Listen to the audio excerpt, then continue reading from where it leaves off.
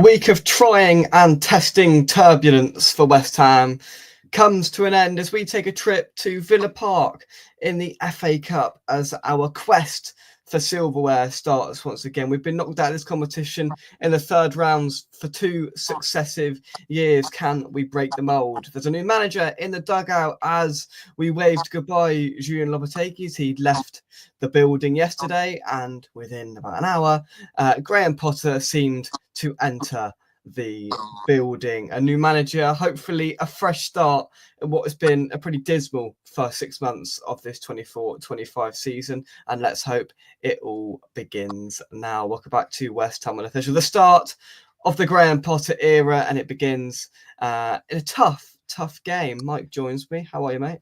Yeah, good, mate. Yourself? Not bad. Yeah, not a lot happened this week, mate. As there, first, let's just get your initial reaction to all of the debacles and goings on this week. The worst kept secret ever, mate, isn't it? Yeah. To be totally honest, I knew he just had to go, But the way they've done it is classless. So that doesn't shock any of us, does it? I mean, to get the bloke in to take a training session, he knew the same as everyone else knew what was going to happen. I think that was quite poor, really. They could have got someone to do some, training sessions, sat him down and said, look, thanks, Julian, but it ain't working out. Goodbye. And, here's your nice little payoff. It's the fact that for 3 days we knew it was coming. It was just more of a matter of if, more of a matter of when, not if, in the sense of, at the end of the day, as he walked in at 9:30 the other morning to do training, we all knew he was going to get sacked at some point that day. It was bizarre and lunacy, to be quite frank. Absolutely. There might have been some circumstances, mate, which, they needed to know that Potter was coming or whatever. But let's face it, he had to go anyway. Even if Potter won't come in, something had to be done. We had to get an interim manager in or whatever. Someone like Martin Owen might take it on for a couple of games or whatever. That wouldn't have been a problem. I honestly just felt that the fans couldn't get behind this guy. I couldn't. You know what I mean? And the communicational side of it is maybe a small thing, but what some people might think is a small thing. But apparently Bowen's having to explain to players as they're walking out on the pitch, what he was meant to be trying to get across. And you could see that on the pitch. They're all looking at each other going, "Oh, I meant to do," Yeah. You couldn't see a plan. I think the Newcastle game, they all decided to, let's just do what we got to do. You know what I mean? I don't think they listened to his tactics that night. They just got on and done what they, wanted to do themselves, and it got us a result. With the players we got, we shouldn't be 14th. And I've said it all along. I said between 10th and 12th is about where I expected us to be, but not 14th. And it's not the fact that we're 14th. It's the amount of times we conceded heaps of goals. It's been ridiculous, mate, isn't it? Yeah. Threes. It's been poor. And I couldn't see it changing under him. And obviously, one stat epitomises it all. I mean, we've conceded 3 or more goals in 8 of our Premier League games this season. That's up 10% on what it was last year. And think of the amount of goals we conceded last season. But that's up 10%, that stat so far from what we've seen. It wasn't working. Our defence was leakier than Old Trafford's roof. It was completely just fruitless, is the word I'd use. It was so poor. And now we move to this game looking ahead, Mike, where the fellas have one training session with a group of players that have looked dysfunctional and I haven't had a clue all season. And we go to an Aston Villa side under the lights at Villa Park, tough place to go. It's an anniversary game for them as well, so there's going to be a little bit more added extra atmosphere into it. I'm a little bit gutted I'm not in that away end tomorrow night, actually, because I feel and I sense there's going to be some real backing from the bigger away contingent than normal tomorrow night. Let's get behind them. Let's get behind Graham Potter. Let's sing his name and let's try and rejuvenate our season. That's got to be the message. Yeah, definitely. I think the best we can do is maybe get into the top half, if he does well. But I just want to see a plan, and I think most West Ham fans will say, we want to see our team go out there, roll the sleeves up and give it a proper go. Yeah. Okay, we're going to go down a couple of goals in games, but then you think, come on, let's not concede a fourth and a third, a fourth, a fifth. Let's keep the score down to 2 at least, you know what I mean, and show a bit of backbone. I think the way he tried to play, he just left a gaping hole down the middle and a lack of pace in the middle of the back four and the middle of the pot in the middle of midfield. All they needed to do was make 2 passes, and they've opened us up like a can of beans. And we could all see that. Yeah. And he couldn't, and I don't know how Potter's how he's going to try and repair that, but he's got to try and do something about the defence before he does anything else. Absolutely.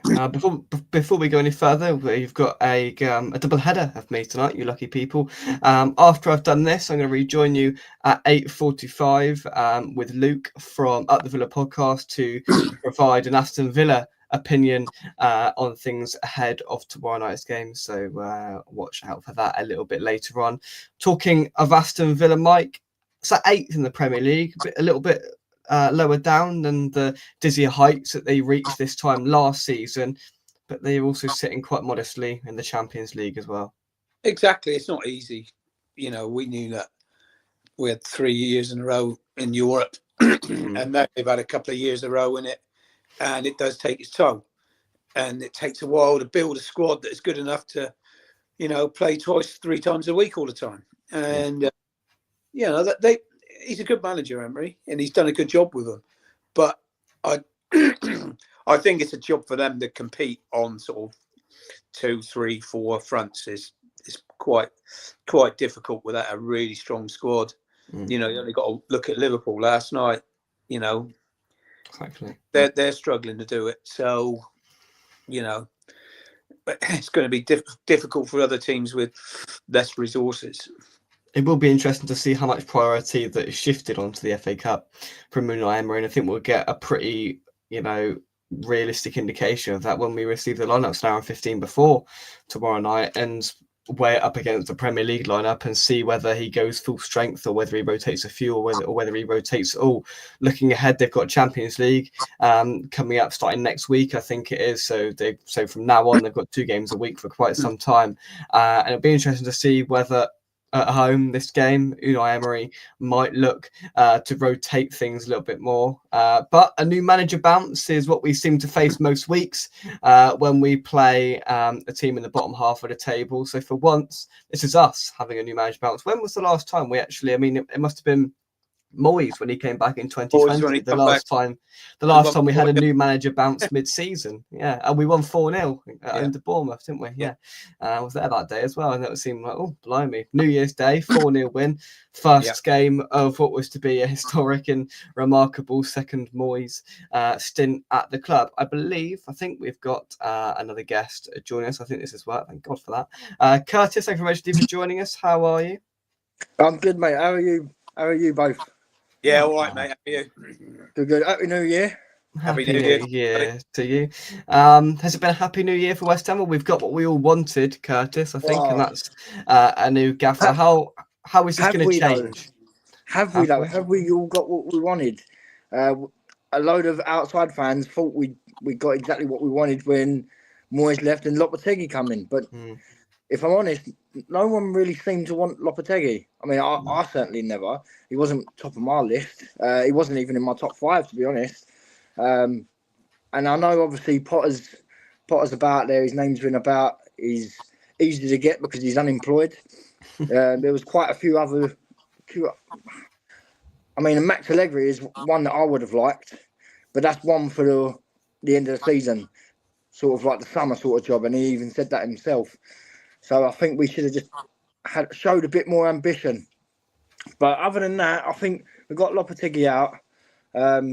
It's a business nowadays. It's a cutthroat business. Let's be real. He needed to start off quite well. I'm not saying that he should have hit the ground running, because it's hard doing that. You're coming into a brand new club. He hasn't been in the Premier League long. I know he obviously was at Wolves for a brief time. He hasn't had the Premier League experience. He was never going to get given enough time, to be honest, with another 8-9 players to bed in, and an aging squad. Let's be honest. Let's see what Potter can do. I'm optimistic, but I think it's more hope than anything. Let's hope that Potter can change the style of play and make us more exciting to watch. It is living in hope to an extent. I do agree, and I'd have taken Potter in the summer over Lopetegui. I mean, both of them are easy options in terms of. I think Lopetegui was cheap, and as Curtis just said, Potter's unemployed. You know, we aren't going to have the ambition to go and take somebody out of a job. I mean, it came out about Marco Silva. We inquired about him, and then Sullivan shut that down until he realised they had to pay 8 million to get him out of Fulham. He swerved that pretty swiftly, even though he's just had to pay 3. As well. Yeah, and now he's just had to go and pay £3.5 million to pay off Lopetegui, which is mildly amusing. So yeah, we live in hope, and I'm sure there'll be a bit of Graham Potter's Claret and Blue Army tomorrow sung just to try and get something amongst the fan base, and hopefully there's something. I mean, he did a little interview thing on the training pitch a little bit earlier, Graham Potter, and of course you see the generic things, all the managers doing in press conferences and interviews, but I just hope that we can see something that is a little bit different, a point of difference, firstly, Mike, from what we've seen. And I mean, he wants go on. Well, honestly, I think he comes across quite well. He's proper media trained, isn't he? Yeah. At least I can understand what he's saying. That's something. I mean, Lopetegui, I said it earlier, didn't I? I just don't think he could get the message across. No. You know, I don't think he ever really got the message across to all of that squad of players. I think Potter will get his message across. He's the sort of guy that listens to players as well.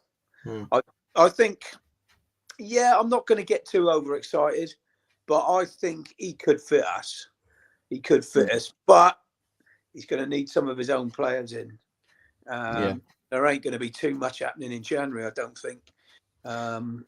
We're desperate for some more legs in the middle of the park. I mean, the thing with Potter is as well, the way he plays, probably Kilman's suited to that, but you need a goalkeeper that's better on the ball. And we know that neither of ours can do what the Brighton keeper has done. You know, whether he sort of thinks, okay, I've just got to go with what I got at the moment, and we're player we can play.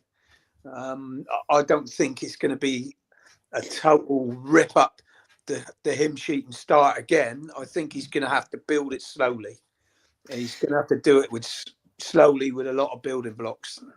With what we've had to watch, he's not going to have to do much to get the fans on side. And I think he could build a pretty good relationship with the fans pretty early if he just installs some principles to start with. I mean, he's going to try and install some attacking and good football. I spoke to some Brighton fans today, and they said you'll get good football. You might just have to be a bit patient with it. But first and foremost, he's going to want to try and shore up that defence that is an absolute monstrosity at the moment. We're leaking goals for fun. We are positionally all over the place. We didn't have a clue. I don't quite think they knew where they were going and where they had to be and how they had to do it, Curtis, to be quite honest. And I just hope we can get a little bit over the next few games. We can start to see a little bit more organisation defensively, because if we don't stop conceding the amount of goals we are, then we're going to go nowhere. Oh, 100%. And I think a lot of that is down to the players.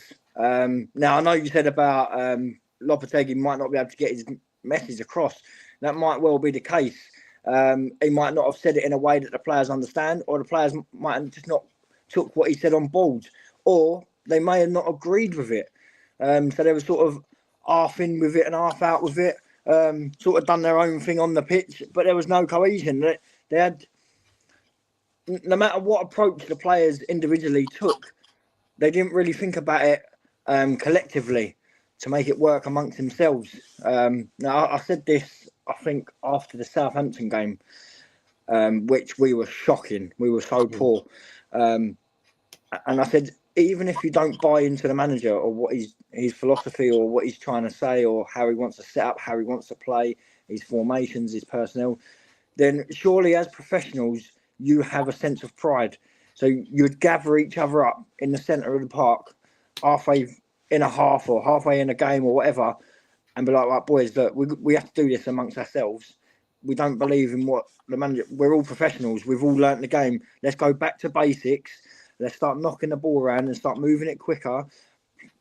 Playing the forward pass, being brave, being ambitious. Playing a forward pass would be nice to start with. Exactly, yeah, because I didn't count one single forward pass that Mavropanos played in that Southampton game, which is he never shocking. does.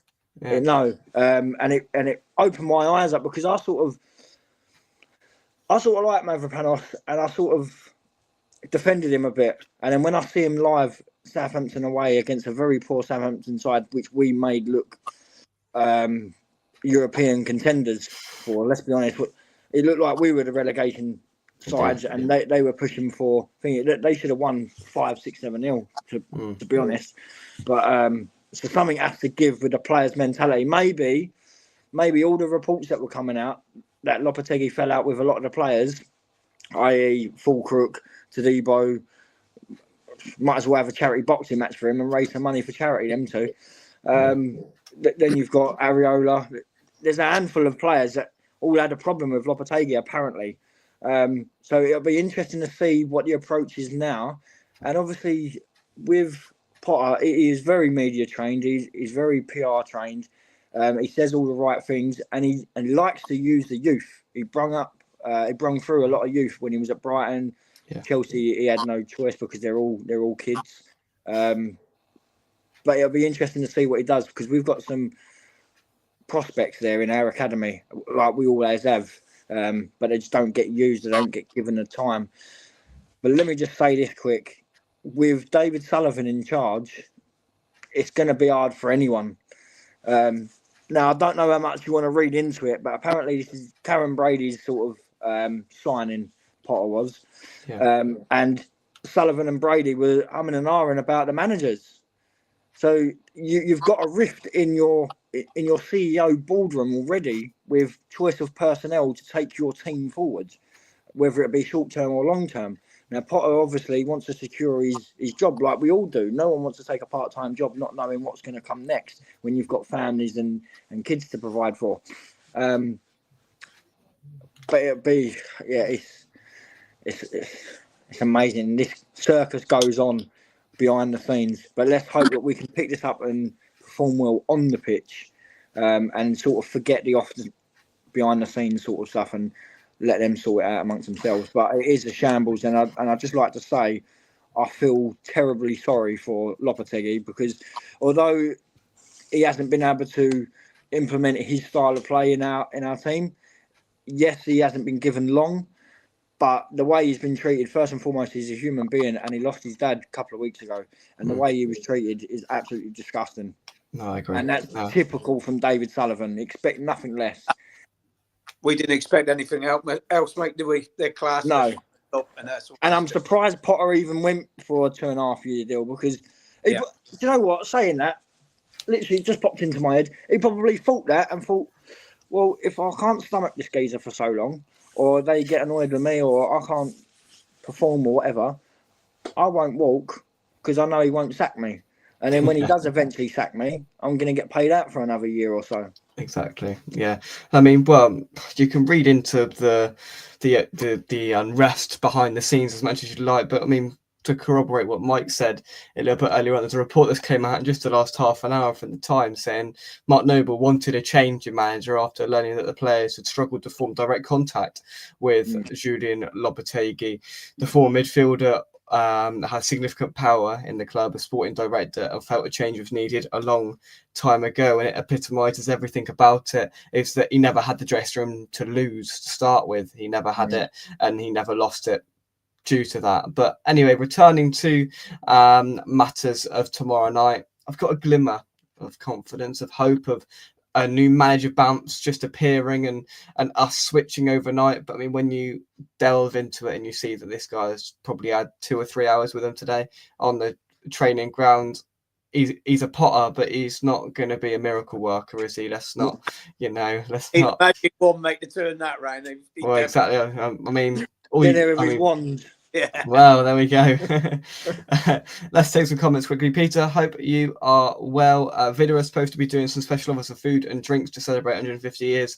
Don't know if it's for away fans too. Prices at 150 for some things. Well, Mike, that's a bit of me. That is those prices. I'll tell you that.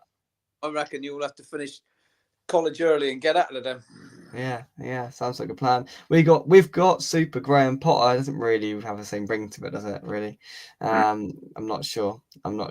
Yeah, hopefully those travelling up tomorrow can get there and get back safely with all of the turbulence in the weather at the moment. I mean, we could be Everton sacking a manager 3 hours before a match. I mean, that is something else, isn't it? Quite remarkable. Well, Everton was in for Graham Potter as well. Let's not forget that. And the media blame us. Yeah, it made you think, did we sort of dive in there quickly because they knew that what was happening with Everton? Yeah, it probably did. That had probably had something to do with it. It's typical media though. Like anytime they can sort of point a finger and blame West Ham and have a dig at West Ham. Yeah, I know we were flirting with another manager while we had another manager still in contract. Everton's just done the same thing, except it wasn't public and worldwide knowledge like ours was. But yeah, we're the bad ones, and it's like we've signed Potter and got rid of Lopetegui. Everything's coming out about us. All the media stations want to talk about how scummy we were, blah blah blah, which we were in the way we dealt with it. Let's not paper over that, but. Everton have just done exactly the same thing. They were flirting with another manager while Sean Dyche was there. But nothing gets said. No. Absolutely. No. We're easy to attack. We've always have been. Yeah. Well, when we've not been liked ever since we got that stadium, let's be honest. Oh, yeah. Everyone's hated us since we've gone over there. I mean, we used to be a lot of people's second favourite team until we went over there, and then that just changed totally. Yeah. Well as having Sullivan in charge. I'd blame Sadiq Khan. Blame him for something else in London. Yeah. Because he's the one that he was behind that deal as well with the LLDC and the London Legacy Corporation and the who's that geezer that helps the Olympics? Seth Cohen. Sebastian Coe. Seth Coe, that's it. Yeah, Seth Coe. Yeah. They was all part of the deal, and we got it cheap, so they couldn't negotiate a deal properly. So that's their fault. Yeah. There we go. Right, let's take some more of these comments. Will he get the clay off the boots and make him quicker in midfield? Well, they can't get much slower. So the only way is up. Mike thought it was the caretaker Potter from Please Sir. I'm guessing that's a prehistoric reference. Yeah, that's another 1970s thing, mate. It's just gone with you. Straight over my head, yeah. I mean, they had to pay the coaching staff as well. Sullivan must have been fuming.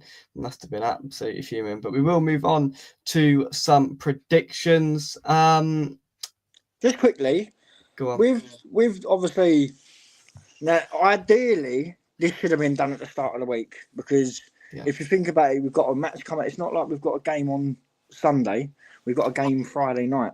And you've now sacked a manager and got in your new manager for Thursday to take his first training session on a Thursday. So it gives him one whole training session with a team as opposed to the rest of the week. Now, it can give us a spring in our step, having a new manager and knowing the players can relax a bit more, not taken to the previous manager, and they can sort of build a bond today, if you like, and get to know the manager. So it'll give them a bit of a spring in the step. Everyone's got a new sheet to prove everything to the manager to play. Having said that, it's not ideal though, is it? It's not going to make what we've got to learn as fans is this will take a couple of weeks.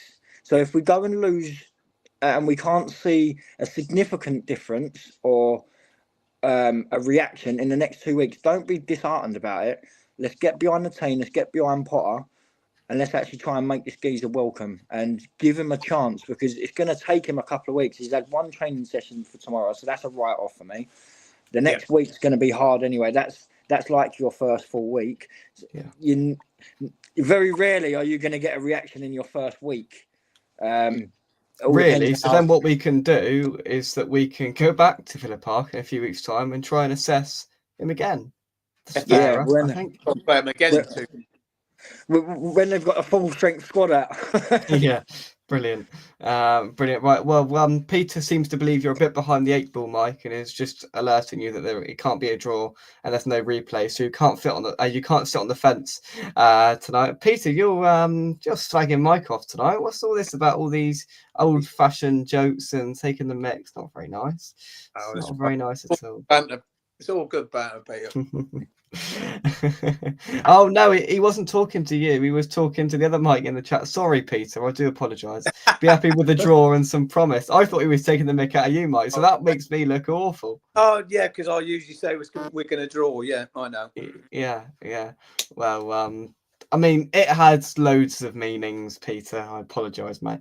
I've only realised because he's just put this in the chat. I was like, oh dear, I've got that wrong. But Macaulay Culkin's normally the one being bullied. Now he's bullying you, Mike. Yeah. I heard that episode, Jake. I heard that episode. Predictions. I'm going to go for a 1-0 win. I don't know why, but I'm going to go a second half goal. Don't know who by. Don't know how we're going to do it. Don't know how we're going to keep a clean sheet. But anyway, Aston Villa 0, West Ham 1, and I'm done with it. Who wants to go next? Well, I can go for a draw, mate, and we'll win on penalties. How about that? So sit on the fence every week. And you not got a sore bum, Mike? Yeah. Every week. I'm going to go more optimistic because I've got either way in my head.